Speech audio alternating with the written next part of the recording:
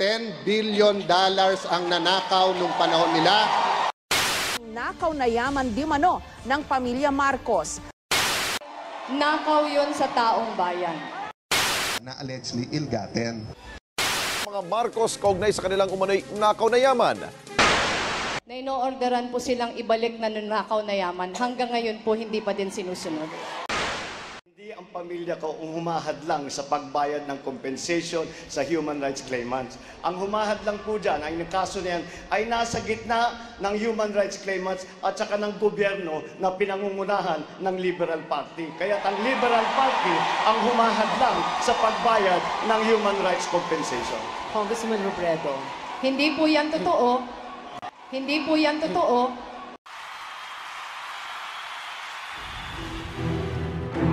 Nang mapatalsik sila sa kapangyarihan, isa sa agad inimbestigahan ang mga umano'y itinago at nakaw na yaman. Nang maupo bilang Pangulo si dating Pangulong Aquino, ang kanyang naging unang kautusan, ang Executive Order No. 1 o ang batas na nagtatatag sa PCGG o Presidential Commission on Good Government.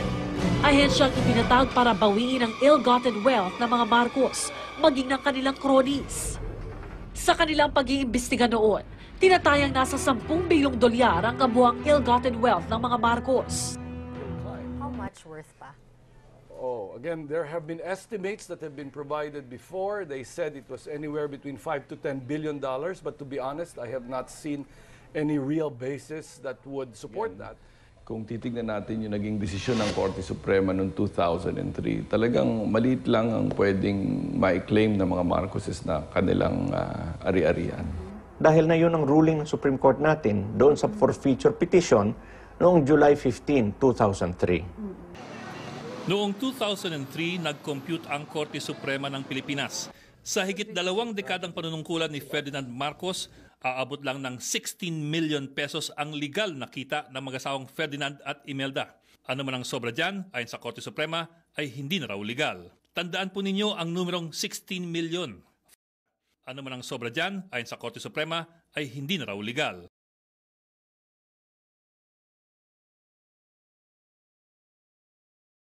Itong ancestral house ng mga Marcos sa San Juan, sequestered property yan eh.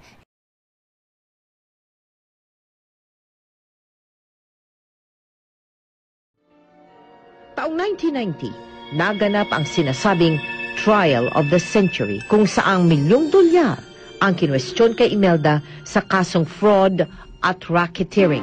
Siya ang sumalo ng halos lahat ng kaso na ibinabato sa kanyang pamilya. Karamihan sa mga kasong ito ay tungkol sa pagkamkam umano ng mga Marcos ng yaman mula sa kaban ng bayan.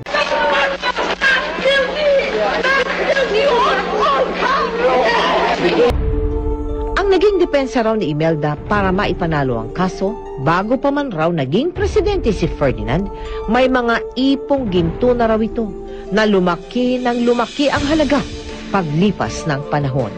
When we started, it was $32 and then $35. An ounce of gold. She's talking of gold. Now, it's 1,300, 400, 500, 600, 800, nag-iiba-iba eh. Iba-iba. Ounce yan.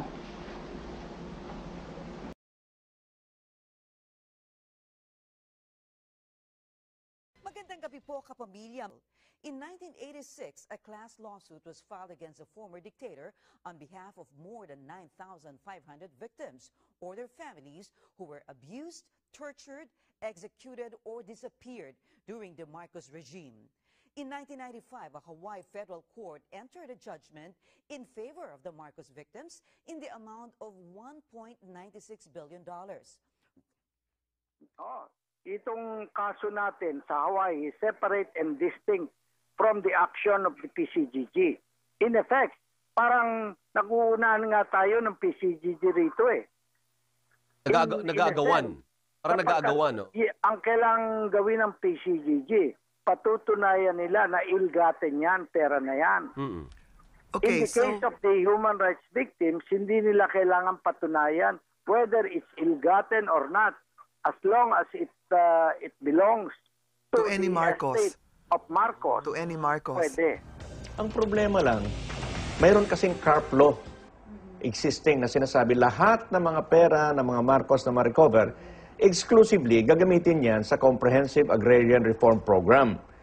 So kung ididiretso mo ang bayad doon sa human rights victims, magkakaroon ng violation of the CARP law. At kung mayroong mga panukalang batas, hindi ko maintindihan kung bakit hanggang ngayon ay hindi napapasa. Ilagdaan na ni Pangulong Aquino bilang batas ang Human Rights Victims Reparation Act. Nakapaloob sa batas ang pagbibigay ng kompensasyon sa mga naging biktima ng paglabag sa karapatang pantao mula September 21, 1972 hanggang February 25, 1986. 10 bilyong piso ang pondo para dito.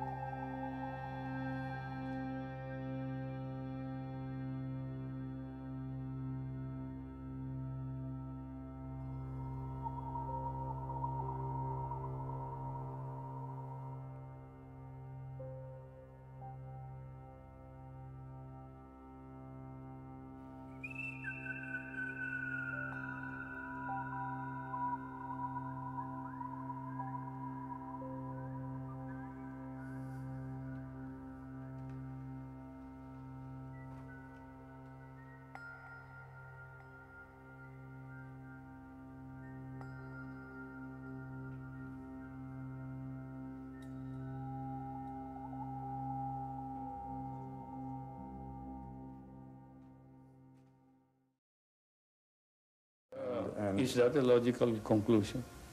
That we spent this kind of money? Where did the money come from? I don't know. Probably it came from our private funds. Did they prove that it came from public funds? Did they prove that this was the reason why the people don't have any money?